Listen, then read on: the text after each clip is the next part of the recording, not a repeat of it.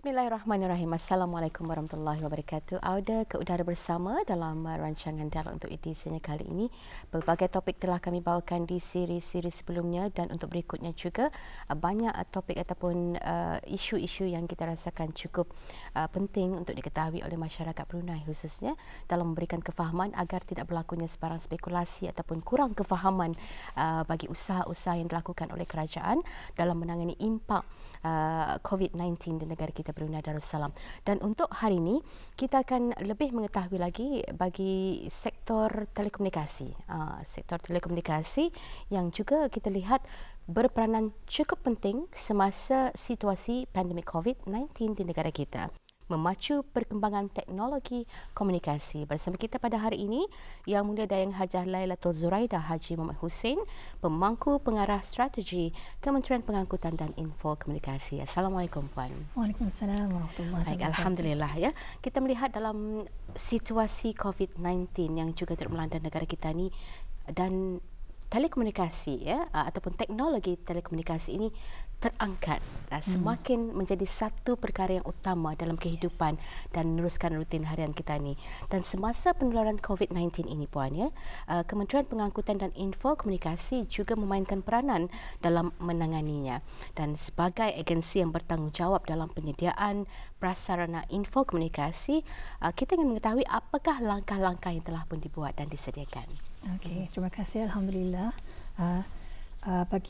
Dalam menangani COVID-19 dalam pendekatan whole of nation, alhamdulillah, MTIC telah memainkan peranan dalam tiga teras utama dalam pendekatan kerajaan dalam menangani COVID, iaitu memastikan kesejahteraan orang ramai, memelihara individu dan mendukung perniagaan. So insyaAllah dalam ketiga-tiga aspek MTIC telah pun memainkan peranan di mana perkhidmatan bagi orang ramai telah pun kami sediakan dari segi interim measures macam online services, especially yang traditionally counter yang biasanya dilakukan over the counter. Alhamdulillah, we have actually membuat urusan secara online. Dari segi memastikan individu membantu individu dari segi online learning juga, so that's aspek pendidikan juga, and then even dari aspek membantu perniagaan. So we have e-commerce platforms, e-business atau so yes, we have actually membantu dalam sektor tersebut lah. So in terms of the online services macam seperti critical services macam pembaharuan lesen memandu, membaharui lesen kenderaan dan sebagainya. So we have actually menawarkan perkhidmatan tersebut secara online melalui apps yang dapat membantu dan memudah cara orang ramai lah. So meaning perkhidmatan di hujung jari. So this is actually what we aspire to lah. Memang aspirasi Kementerian Pengangkutan dan Info Komunikasi, because we are now approaching digital punya ekonomi. When we talk about digital economy, digital society, masyarakat digital juga, digital government. So macam memang proses digitization ini is actually something yang memang kita ni aspirasikan, tapi COVID has menjadi satu catalyst, has become a catalyst for us to actually embrace gig economy ni for negara Brunei Darussalam. So what we have done is dari segi online services itu pun we have provided online services such as renewal of driving licenses, even services for people to pay and collect, because we have to mematuhi juga keperluan bagi physical distancing for COVID-19. So to avoid keramaian, untuk kita ni menuju keramaian tu, so we have provided perkhidmatan bagi orang apply online untuk mengambil juga secara either posted, delivered to orang punya address. So ini semua demi memudahkan orang ramai lah. Ya. Jadi kita melihat di sini apa yang dihasratkan, diaspirasikan oleh negara untuk membina ataupun mewujudkan digital society ataupun community digital itu beriktibar daripada pandemik COVID-19 itu sebenarnya ia menghasilkan sesuatu yang positif. Yes. Ya. Mahu tidak mahu bukan hanya daripada pihak Kementerian Pengangkutan dan Infokomunikasi terus bergerak.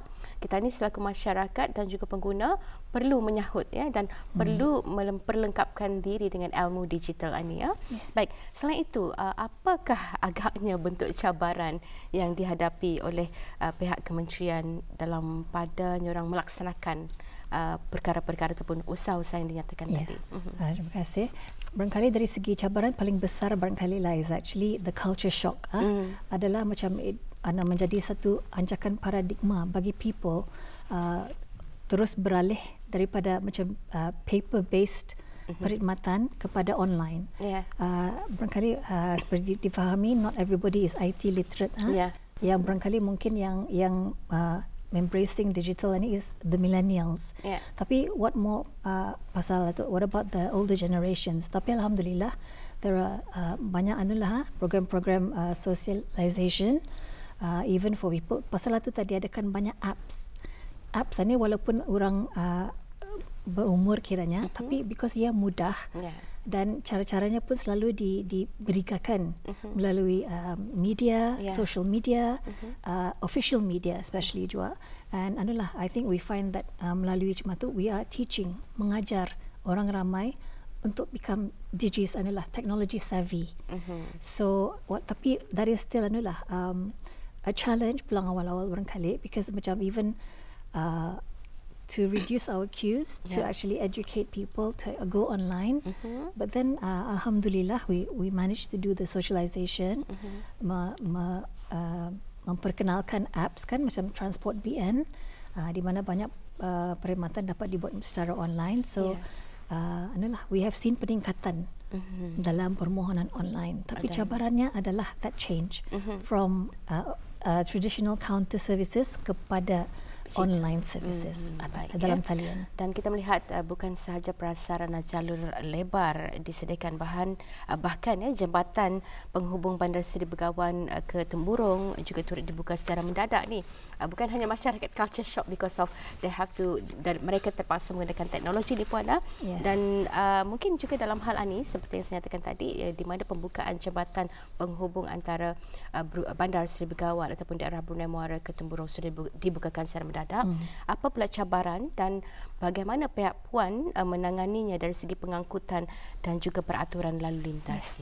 Alhamdulillah, bertepatan jawapan itu because dengan pembukaan jambatan pada 17 Mac 2020, so cabaran di sana adalah memastikan keselamatan pengguna jalan raya melalui jambatan Temburong. Jadi dalam hal ini adalah kami akan memastikan para pengguna menggunakan mematuhi had kelajuan. So this is actually untuk sama-sama mematuhi dan pemanduan berhemah dan tanggungjawab bersama untuk menjaga keselamatan jalan raya. So bagi kenderaan komersial dinasihatkan menggunakan jalan raya pada waktu-waktu yang tertentu. Ada penggunaan basikal juga kami atau tidak dibenarkan. So di jalan raya. So pihak kementerian melalui Jabatan Pengangkutan Darat telah pun mengeluarkan pihak kementerian telah mengeluarkan siaran akhbar media untuk memberikan peraturan tersebut supaya sama-sama dapat kita ni mematuhi dan sama-sama menjaga keselamatan semasa menggunakan jambatan tersebut. Alhamdulillah ada banyak maklumat yang kita perolehi bukan hanya bercakap mengenai dengan kenapa kita perlu mengaplikasikan dalam kehidupan kita penggunaan secara online ataupun teknologi ini, tetapi juga dalam hal usaha Kementerian Pengangkutan dan Infokomunikasi yang juga berhubung kait dengan pengangkutan. Pengangkutan ini bukan hanya darat tetapi juga sebenarnya laut dan juga udara Baik, sekembali kita nanti lebih banyak soalan akan kita ajukan kepada perwakilan daripada Kementerian Pengangkutan dan Infokomunikasi. Jangan ke mana-mana, kita akan kembali selepas ini.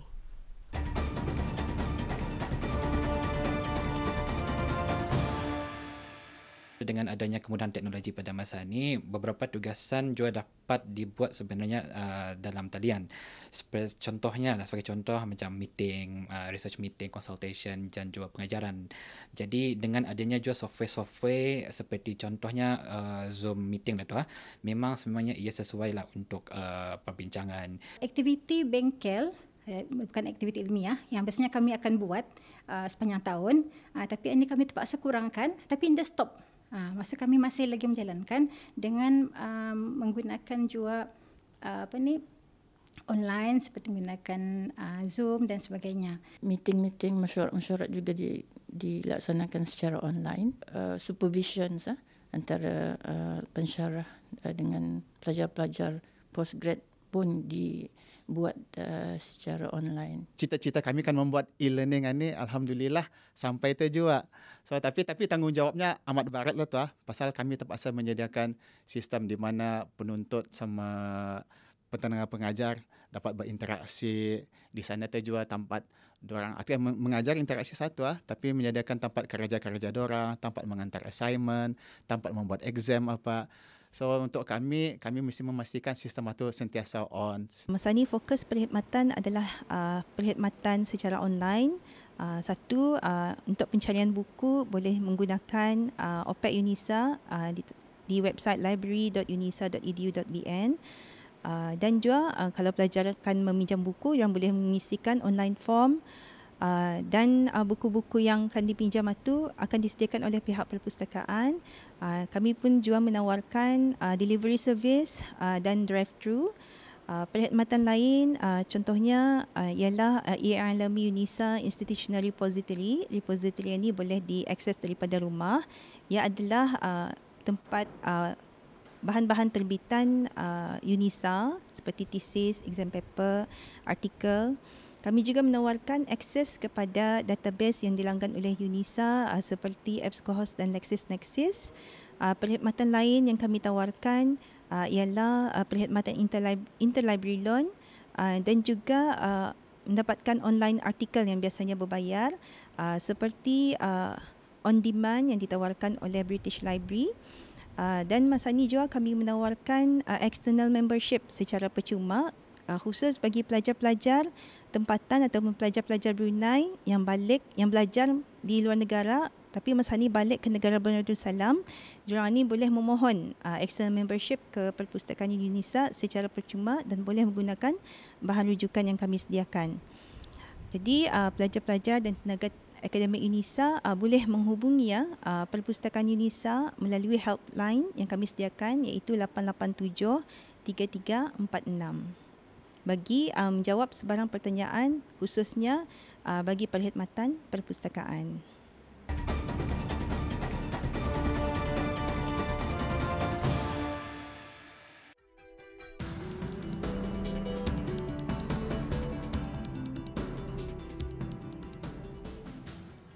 Baik, Auda, kita kembali bersama dalam rancangan dialog untuk kali ini, memacu perkembangan teknologi maklumat. Itu yang kita ketengahkan dan perlunya kita faham yang dalam usaha ini juga dalam episod kali ini kita melihat bahawa MTIC ataupun Kementerian Pengangkutan dan Info Komunikasi merupakan fasilitator utama dalam memberikan perkhidmatan ataupun memberi kemudahan kepada agensi-agensi kerajaan lain dalam memperkenalkan perkhidmatan-perkhidmatan mereka secara online.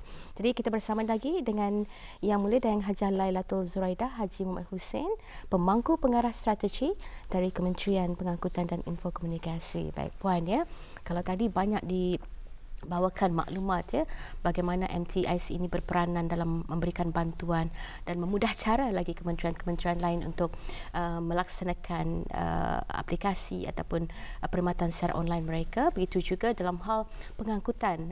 Betul, pengangkutan bukan hanya kita ni gambarkan hanya pengangkutan di darat saja, tetapi di udara dan juga seterusnya di laut. Dalam hal ini juga MTIC kita lihat menjadi fasilitator utama kepada agensi-agensi kerajaan lainnya dari segi pencapaian ataupun penggunaan masyarakat. Barangkali dapat dikongsikan Puan. Ya, alhamdulillah MTIC telah berjaya lah untuk menjadi pemudah cara bagi cross-sectoral punya keperluan. Seperti macam inisiatif online untuk mendapatkan laptop bagi penuntut-penuntut yang memerlukan. So alhamdulillah telah berjaya untuk mendapatkan dalam 1,600 laptops untuk penuntut-penuntut yang memerlukan. Dan dari segi sana pun telcos seperti DST telah pun menawarkan juga edu packages tu bagi memudah cara penuntut-penuntut yang telah memulakan online learning atau yes.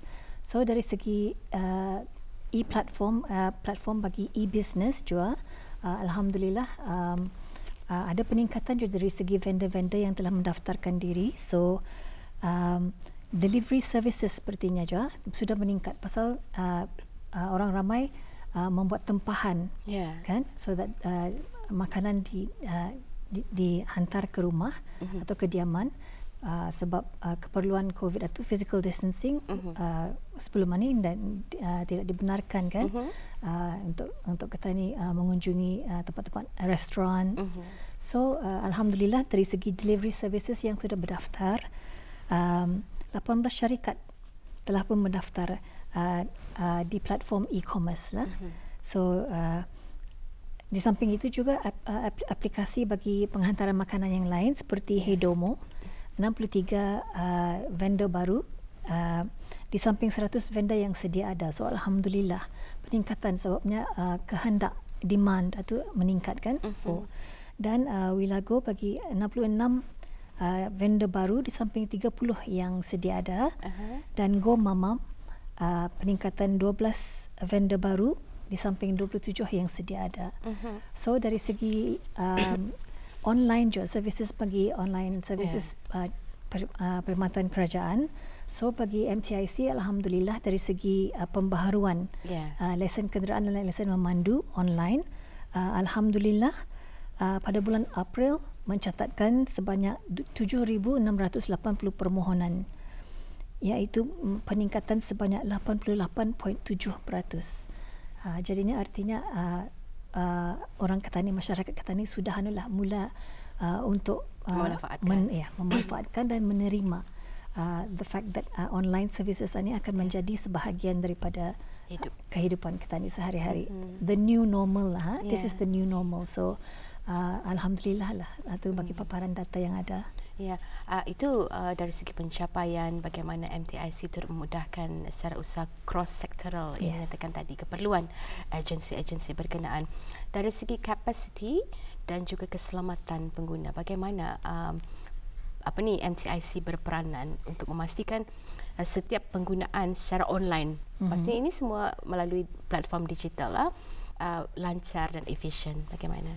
Dari segi penyampaian perkhidmatan alhamdulillah, dari segi kapasiti seperti saya nyatakan tadi kan, telco sudah menyediakan package education bagi online learning untuk memastikan tidak ada penangguhan perkhidmatan.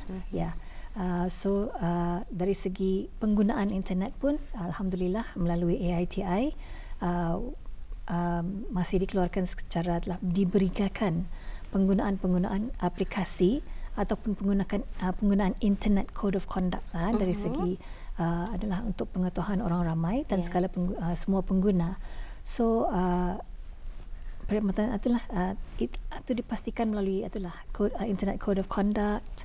Memang ada peraturan-peraturan yang memelihara penggunaan dan menjadi garis pandu penggunaan. Alhamdulillah ya. Baik, mungkin untuk akhirnya juga ni kita mengetahui saranan dan juga nasihat kepada pengguna kita ni. Maklum saja apabila kita sudah dekat dengan digital, sebagai pengguna digital, platform digital ni pasti ada hambatan-hambatan baik pro maupun kontra. Jadi mungkin ada nasihat daripada MTIC sendiri kepada pengguna-pengguna ataupun masyarakat kita. Okey. Alhamdulillah di Convocation ke-30 UBD Kewakili Maha Mulia Paduka Seri Baginda Sultan telah pun menitahkan bagi future ready punya resources jadinya, dan kita telah pun berada dalam industri revolusi keempat, IR 4.0. Jadinya macam in a way as puan tadi, this is yang manfaat daripada hambatan COVID sebenarnya yang positif. Betul. Sebab kita memang memang menuju kepada digital economy, digital society dan digital government. Seperti yang telah dilancarkan oleh Kementerian Pengangkutan dan Infokomunikasi, Digital Economy Master Plan baru dilancarkan. Pada bulan Alhamdulillah, yes. Pada bulan Jun. Baru-baru. Jadi dari segi apa yang terkandung di dalamnya, memang kita sedang menuju kepada penggunaan online. Kita sekarang berada dalam gig economy. Everything is digital. So sebagai satu norma baru, new norm, new normal bagi masyarakat Brunei, I think alhamdulillah Kementerian Pengangkutan dan Infokomunikasi akan melaksanakan segala inisiatif yang akan membawa generasi negara Brunei Darussalam kepada digital era tersebut. So online akan menjadi sebahagian daripada hidup, insya-Allah, dalam masa yang terdekat. Ya, alhamdulillah ya. Di sini juga kita perlu mengingatkan kepada pengguna-pengguna agar mematuhi garis pandu ataupun dasar yang secara rasionalnya kita boleh faham. Bagaimana untuk menjadi pengguna yang selamat menggunakan teknologi. Barangkali ada garis pandu secara ringkas supaya orang tidak berlakunya sebarang penyalahgunaan ataupun pengeksploitasian teknologi. Ya, memang dalam apapun yang kita ni itulah harungi ni ada buruk dan baik. Tapi alhamdulillah dengan garis pandu tertentu yang memang diberikan kepada orang ramai, yang memang dijadikan satu pembelajaran kepada masyarakat untuk dibudayakan. Seperti penggunaan internet yang berhemah. Begitu juga dengan penggunaan pemanduan berhemah bagi para pengguna jalan raya. So dari segi pengangkutan dan infokomunikasi, memang ada garis pandu yang sudah disediakan, dan insya-Allah melalui proses-proses pemberigaan yang berterusan, insya-Allah kami akan tetap berusaha untuk menjadikan generasi Brunei untuk lebih peka, dan lebih educated bermaklumat. Ya, baik, apapun terima kasih Puan. Dengan maklumat yang telah pun disampaikan cukup penting sekali lagi dan cukup bermanfaat. Assalamualaikum. Waalaikumsalam. Baik, Auda, itu kita bawakan dalam topik memacu perkembangan teknologi bermaklumat ataupun teknologi komunikasi dalam episod Dialog untuk kali ini, di mana kita bersama dengan Yang Mulia Dayang Hajah Lailatul Zuraida Haji Muhammad Hussein, pemangku pengarah strategi dari Kementerian Pengangkutan dan Infokomunikasi. Jadi jangan ke mana-mana dan kita mengharapkan Auda untuk terus juga bersama di minggu hadapan menyaksikan episod seterusnya. Assalamualaikum dan salam hormat.